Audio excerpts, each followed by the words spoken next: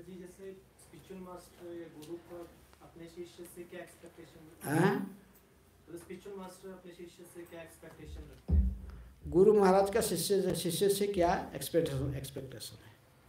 हाँ, प्रभुपाद जी को पूछे, प्रभुपाद हम आपको कैसे प्रसन्न कर सकते? प्रभुपाद जी, क्योंकि वो अटलांटा में सारे बुक डिस्ट्रीब्यूशन बुक की सेल करने वाले सब इकट्ठे हुए थे, बहुत किताब बांटे थे।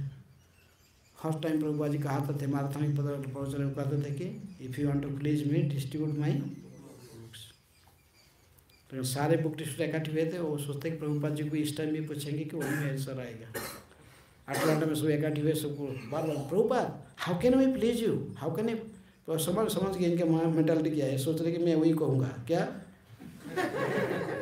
If you want to please me distribute my. Prabhupada बड़े गंभीर थे, कहे कि I will remain please with you if you love Krishna. अभी तुम कृष्ण को प्रेम करोगे, मैं आपको आपके प्रति प्रसन्न रहूँगा। हाँ? गुरु ये चाहता कि मेरे सभी शिष्य भगवान के चरण में प्रेम भक्ति को प्राप्त करें, भगवान को प्रेम करना सीखें। हाँ? कोई शिष्य को भगवान को प्रेम करते हुए देखते हुए गुरु खुश रहता है। हाँ?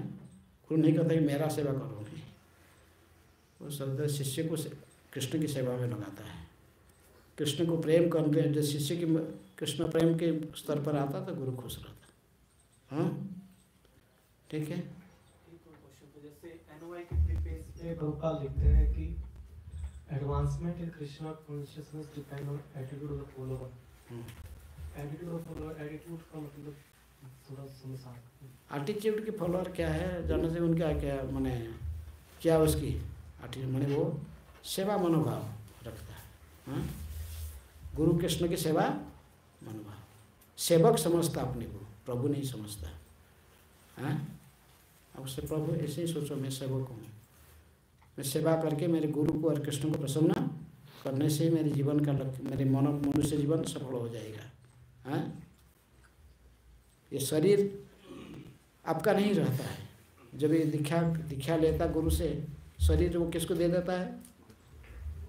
चैतन्य महाप्रभु इसीलिए सनातन गोस्वामी को डांटे। क्या क्या कर रहे थे सनातन गोस्वामी, क्या कर रहे थे? पूरी में सोचे थे कि रथ की पहिया के नीचे सो जाए के शरीर अंदर। महाप्रभु इसलिए डांटा है कि देखो हरिदास ये कैसा आदमी है। हैं? ये शरीर इसका कहाँ रहा? ये जब से मेरा दीक्षा लिया मेरे से, मैं जो इसको दीक्षा दिया, तो मैं इसकी इस शरीर को उपयोग करके क्या क्या काम करने के लिए मैं सोचा हूँ, कृष्ण की क्या क्या सेवा करने के लिए। हैं? उसी प्रसंग में कहा जाता, महाप्रभु कहते दीक्षा काले शिष्य करे आत्मसमर्पण। हाँ? जब दीक्षा लिया तो शरीर वो गुरु को दिया, गुरु जैसे चाहे इसको कृष्ण की सेवा में लगाएगा। अब इस्कॉन की परिवेश में गुरु केवल एक व्यक्ति दीक्षा गुरु नहीं होता है, जो लोग आपकी अथॉरिटी रूप से भूमिका निभाते हैं, प्रभुपाद जी के रिप्रेजेंटेटिव, ये सब। इसलिए प्रभुपाद जी की सेवा में है इस शरीर को उपयोग करना। हाँ? उससे गुरु खुश होगा। तो देखेगा कि आप ये मोमेंट रह के प्रभुपाद जी के उद्देश्य को फुलफिल कर रहे हो, तो उससे गुरु खुश रहता है। हाँ? प्रचार कर रहे हो। हैं? किसी कोई नहीं जो एडवांस करता उसके कोई शत्रु नहीं होते, अजात और शत्रु। हाँ? शत्रु भी उनको उनका निंदा नहीं करता है, जैसे युधिष्ठिर महाराज, उनका कोई निंदा नहीं। वो दुर्योधन और दूसरे भाई को गाली देता था, युधिष्ठिर महाराज का कोई निंदक नहीं था, कोई शत्रु नहीं थे। अजात और शत्रु है तिथिक्षव कारुणिका सुहृद सर्वदेहिना अजात शत्रव शांत साधव साधु भूषण। साधु की अलंकार है सहनशीलता, तिथिक्षव, कारुणिका, दूसरे प्रत्येक बद्धजीवन के प्रति करुणा की भावना रखना है, इसलिए प्रचार करता है वो। बुक डिस्ट्रीब्यूशन करता है अपना स्कोर बढ़ाने के लिए नहीं, मेरा स्कोर सबसे डिक्लेयर होगा तो मैं खुश होऊंगा, इसके लिए नहीं। किस लिए किताब बांटता है?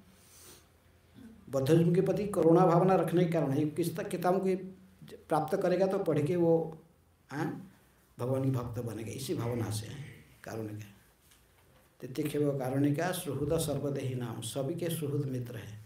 भक्त कभी किसी के शत्रु, कोई किसका शत्रुता करने पर भी वो अपने को शत्रु नहीं मानता है, अपने स्वयं किसी को अपना शत्रु नहीं मानता है।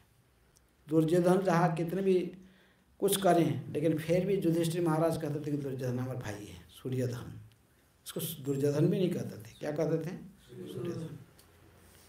चाहे वो कितने भी टंक में किया है पांडवों को, लेकिन फिर भी जब वो उसको बांध के ले जाते थे गंधर्व लोग, हैं, चित्रसेन गंधर्व लोग बांध के ले जाते थे ना उसको। किसको?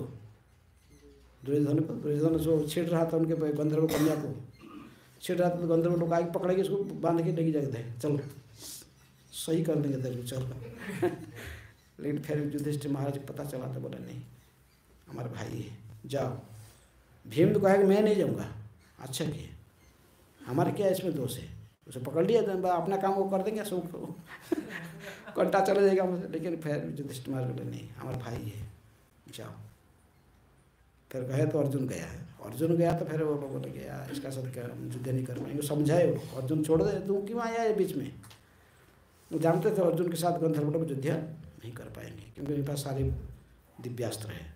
ये केवल मनुष्य का अस्त्र नहीं, उसके पास सभी दिव्यास्त्र रखा है, हैं।